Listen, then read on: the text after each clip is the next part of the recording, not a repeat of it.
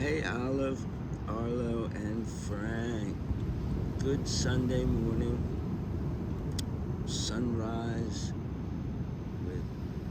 with Through the Bible with Grandpa on beautiful Jacksonville Beach. The summer is just ending.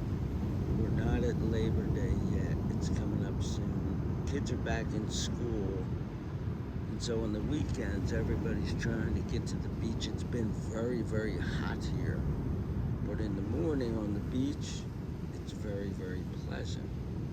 So you see a lot of people down there walking, people walking their dogs.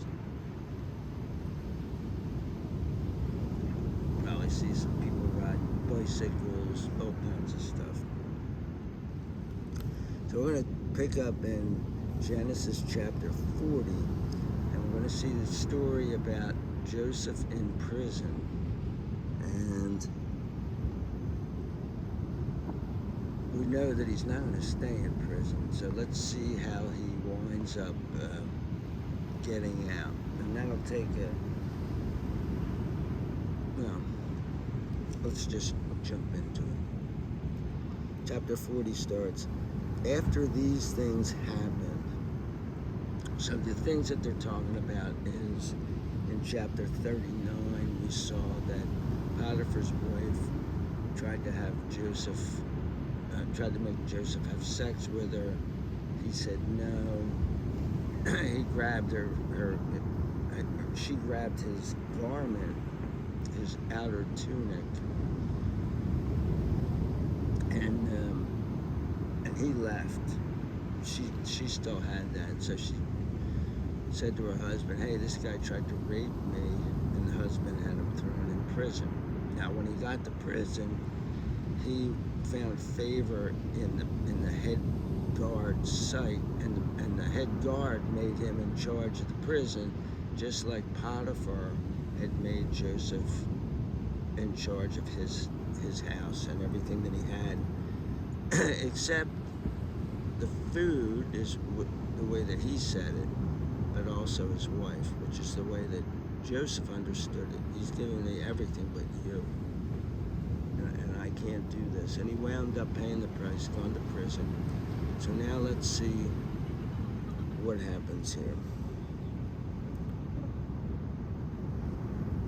After these things happened, the cupbearer to the king of Egypt and the royal baker offended their master, the king of Egypt.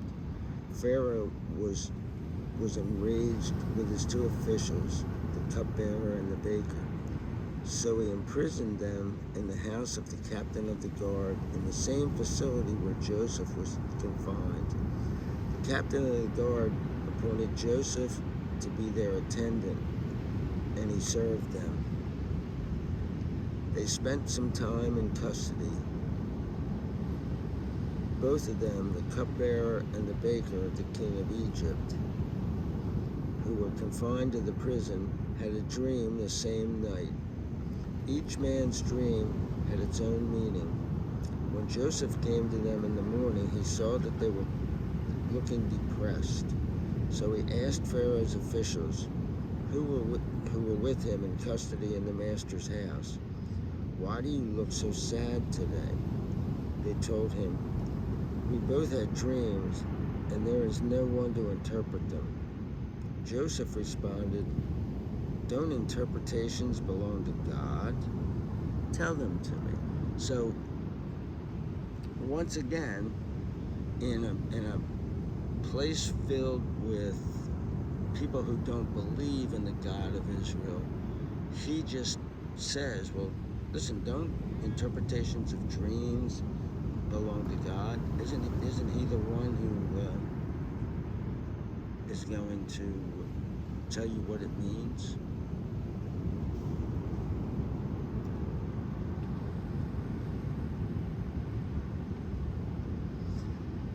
So he must be very outspoken about his belief in Yahweh, the God of Israel. So the chief cupbearer told his dream to Joseph. In my dream, there was a vine in front of me. Now, he's the cupbearer, and what he does is whenever Pharaoh's going to drink something, he's always worried that somebody's going to try to poison him. So he has a cupbearer, and this person has to be someone who Pharaoh trusts a real lot, because the cupbearer could actually take some poison and put it in there and give the cup to Pharaoh. But what happens first is the cupbearer drinks from the cup, and then he gives it to Pharaoh. And if the cupbearer doesn't die, then they figure there's no poison in there. So the chief cupbearer told his dream to Joseph. In my dream, there was a vine in front of me. On the vine, there were 3 branches. As it budded, the blossoms opened and its clusters ripened into grapes. So this is all imagery of wine, grapes and grapevines and all this kind of stuff. So he's dreaming about his job-related stuff. Now Pharaoh's cup was in my hand, so I took the grapes, squeezed them into his cup, and put the cup in Pharaoh's hand. This is its meaning, Joseph said to him. The 3 branches represent 3 days.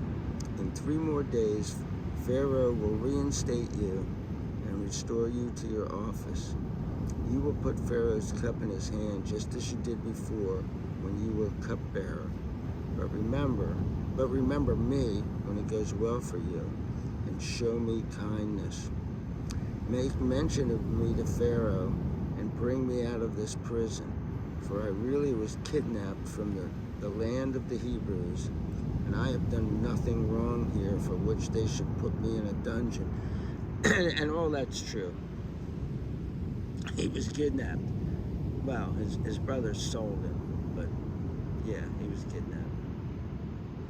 The people who bought him should have had the sense to go like, nah, we're not buying a human being, but they just did that back then.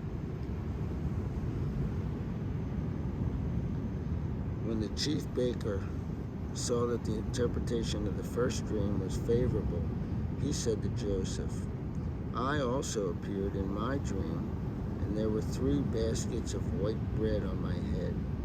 In the top basket there were baked goods of every kind for Pharaoh, but the birds were eating them from the basket that was on my head. And he's expecting Joseph to say, oh yeah, well this is what it means, and guess what? You're going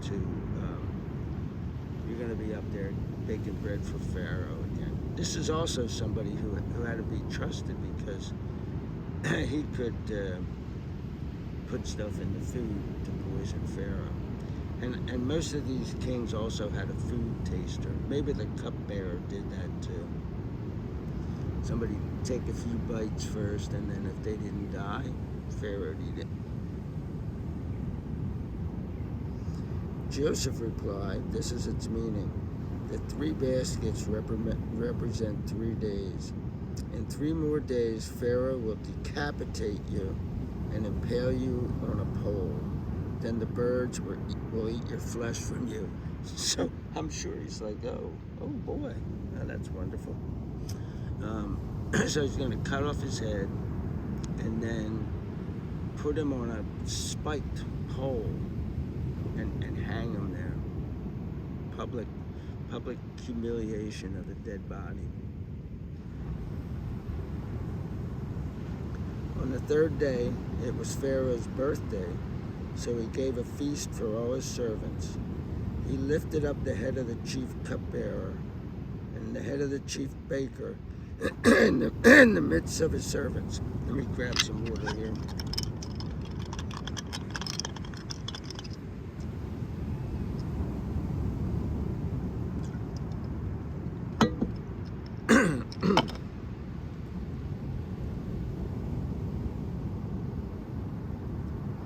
He lifted up the head of the chief cupbearer and the head of the chief baker in the midst of his servants.